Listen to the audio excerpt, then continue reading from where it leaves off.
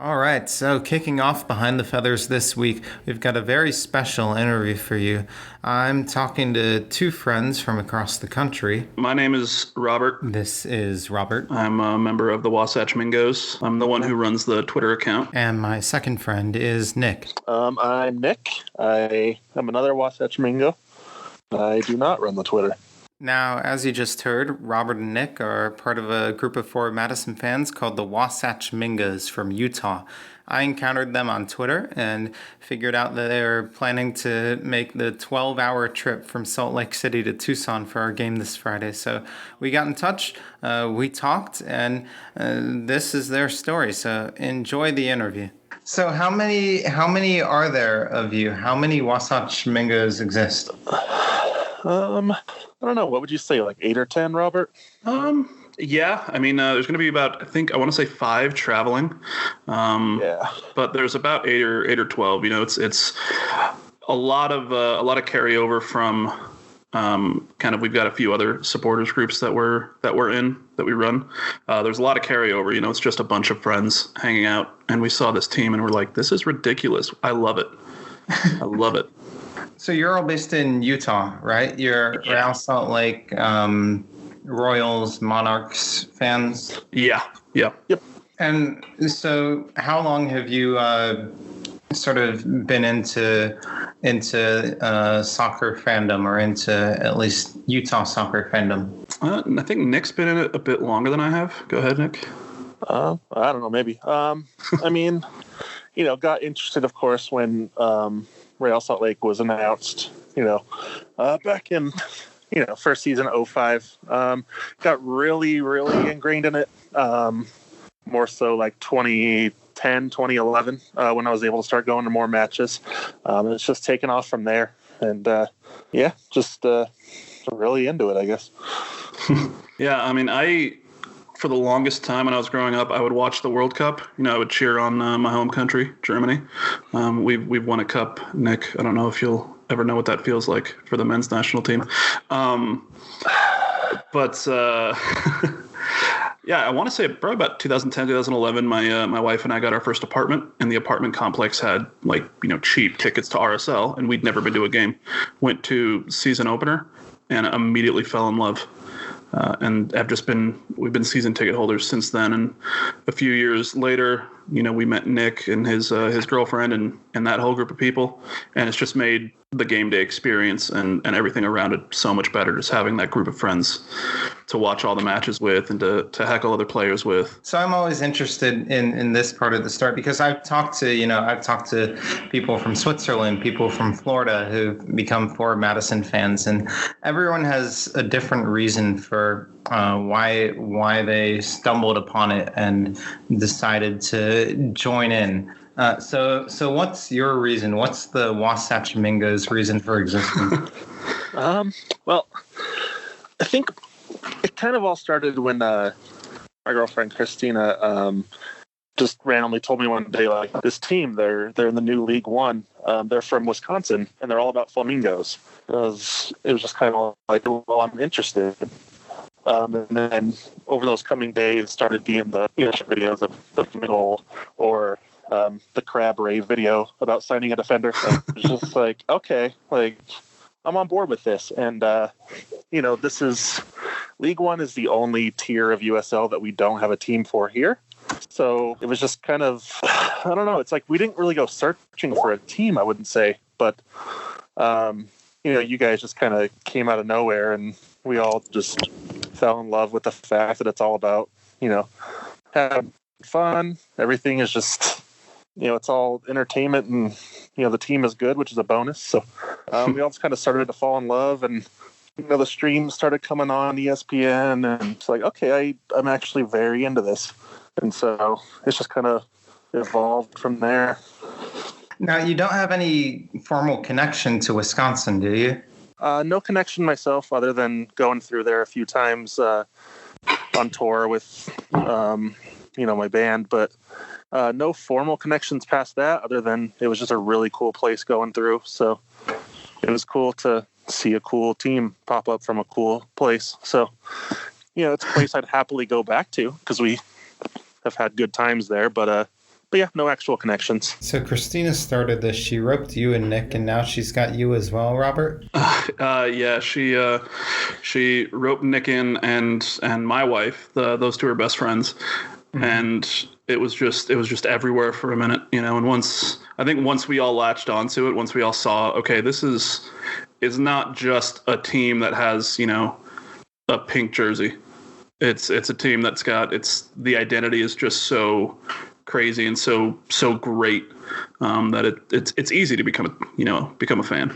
So. And, well, it's easy to become a fan, but it's not easy to drive. How many hours is it all the way to Tucson to see a game? I think it's about 12 hours if we don't stop. Gee. Yeah, so probably 14 with lunch. How did the idea come about? Were you sitting around and let's drive 12 hours to go see the Mingos, right? I think it started almost as a joke. Well, we started talking about it in March, April? Hey, yeah, the closest they'll ever come to us is Tucson as of now.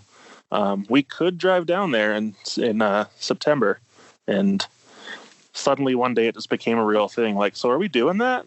Yeah. So we booked the hotel, grabbed the tickets, and I guess we leave Thursday morning. So yeah. When we first started talking about it, we looked and we're like, oh, that would be, just kind of that'd be a great road trip.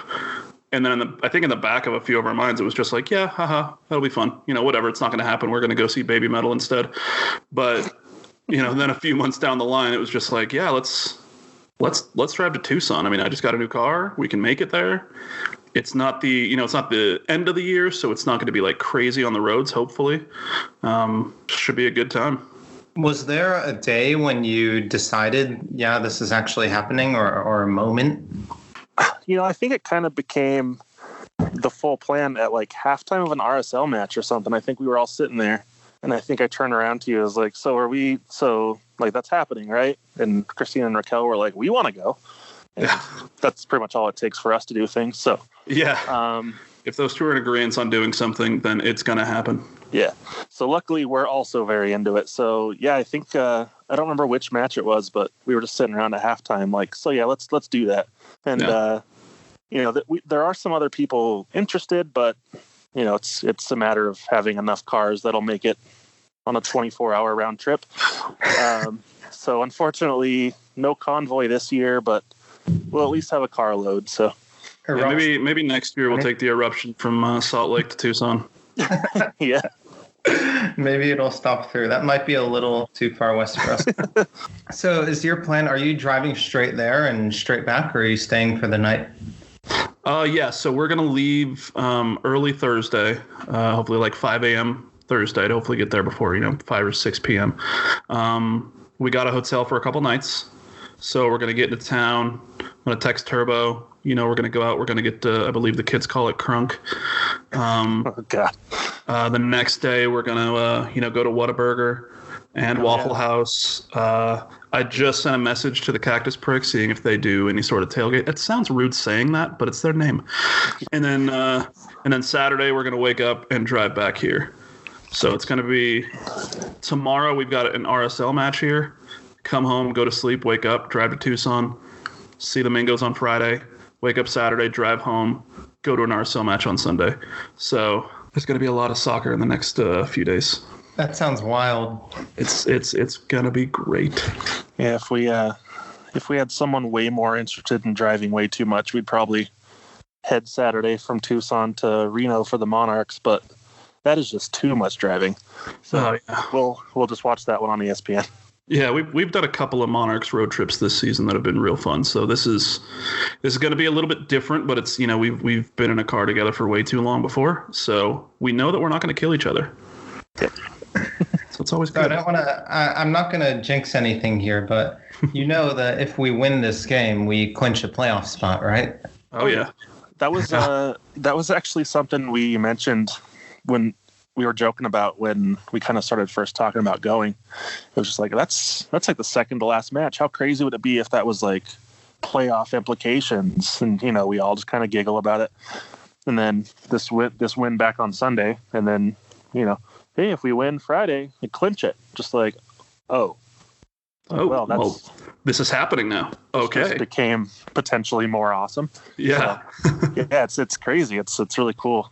So yeah, I think when we were first talking about it, the team was I want to say even probably like 9th or 10th.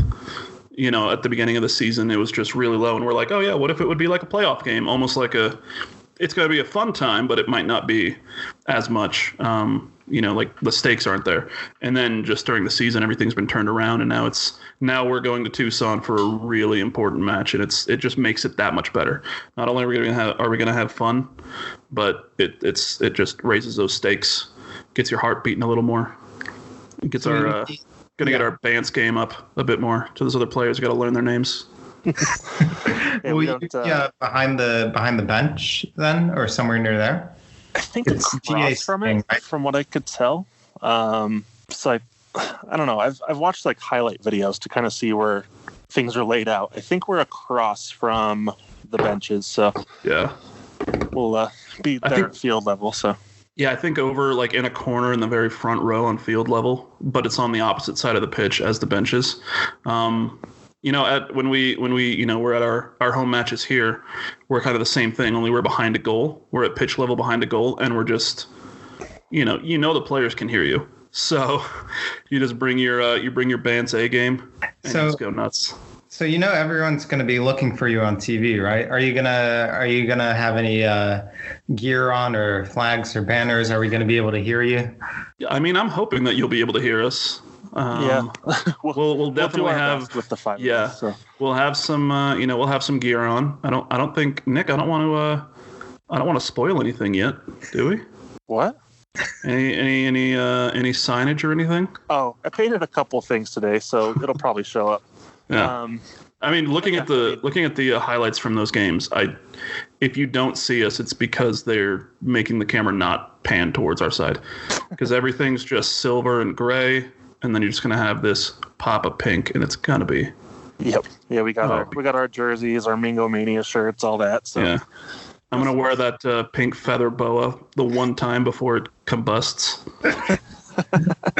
And maybe an O Madison chant at the end of the game. Oh, yeah, we've been watching some of the matches, trying to get some some easy chants down. It turns out a lot of supporters groups do the same chant, just with a few different words, so it makes it a little easy. Well, the one at the very end, at the final whistle, is the tradition. So you've got to do that. All right, we got to learn that, Nick. It's easy. It's just Madison. Yeah, it's just that one, right? Okay. Madison. Yeah.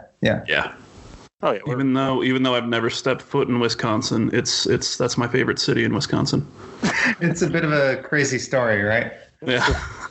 It is a really nice city, Robert. If we ever actually make it there, so. That's the pilgrimage now. Is that the plan? Maybe, you never know. Next year, would you look into coming to Madison for a game? Oh yeah, anytime where we'd be able to, because with soccer in our state here, we've got, like you said, RSL, we've got the Monarchs, we've got the Royals. I think this whole summer there's been maybe 2 weekends where there wasn't a home match between all 3 teams. So it's nonstop. But if we can make it happen, that would be phenomenal. Because we've watched the games on TV. We hear the Forward Madison fans at the home matches, and it's just phenomenal. Sounds great. We want to be a part of that. What is it? Spotted cow beer? Is that it? Yeah, we've definitely looked into flights and stuff. I know a drive is 20 plus. Oof. So that might be a little hard, but we've looked at flights, and yeah, I know we'd all love to settle into the flock end for a match or two. Yeah. So hopefully they'll accept us. This flock of seagulls, they'll accept us. Well, I know if you ever came around here, you'd have plenty of friendly faces ready to meet you and to congratulate you on making the trip. Perfect. It's going to be so far. Well, it'll be fine. Well, I think that's about all I had. If that sounds good to you. Yeah, sure. Yeah. Nick, do you want to talk about our charity endeavor? What is that? I don't know. We're selling shirts online to hopefully get some gas money. But yeah, we actually have we put up the Wasatch Mingos shirts, and a few of them sold in Wisconsin, which was crazy. But yeah, all the profits from that are pretty much going in the gas tank. So If anyone out there wants to get our weirdly adorable logo on a shirt and, have it throw a few bucks in the gas tank, we wouldn't mind. So, Nope. We'll have some stuff. So. All right. Thanks, Jason. All right. Well, thank you guys for taking time out of your dinner to talk to me. I'm gonna see how I can edit this, and hopefully it sounds good enough to put up online. Have a good night. Good night. You too. See you, man.